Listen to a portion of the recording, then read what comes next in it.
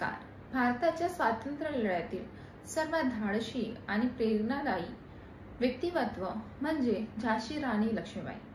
आज नवरात्रीच्या खास प्रसंगी मी त्यांच्याबद्दल काही शब्द बोलू इच्छिते.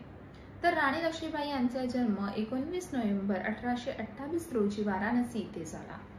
लहानपणापासूनच त्यांना घोडेस्वारी, तलवारबाजी आणि युद्धकला यात त्या पारंगत होत्या. लग्नानंतर त्या झाशीच्या राणी झाल्यात, पण लवकरच त्यांचे आयुष्य हे दुःखाने भरले, कारण पतीचे निधन झालं आणि इंग्रजांनी विलंब कायद्याचा उपयोग करून संपूर्ण झाशी हिरावून घेण्याचा प्रयत्न केला. परंतु राणी लक्ष्मीबाई यांना हे अन्याय स्वीकार नव्हते. त्यांनी धाडसाने म्हणाले, मी माझी झाशी देणार नाही.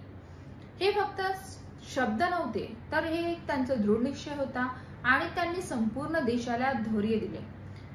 1858च्या स्वातंत्र्य लढ्यात राणी लक्ष्मीबाई स्वतः रणांगणात उतरल्या.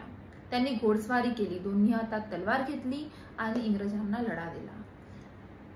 इतक्या मोठ्या साम्राज्याविरुद्ध लढणं, ते पण एका स्त्रीसाठी, ही खूप दुर्मिळ आणि प्रेरणादायक गोष्ट होती.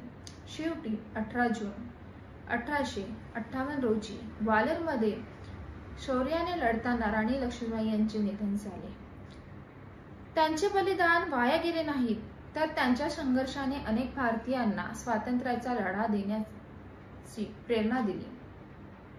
त्यांच्या जीवनातून आपण शिकतो की समस्या किती मोठी का असोना, आपण 3 गोष्टीने तिचा सामना करू शकतो.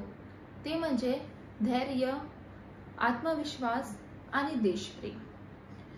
त्यांनी जगाला दाखवून दिले की महिला ही केवळ घरासाठी नसून ती संपूर्ण देशाचे नेतृत्व करू शकते.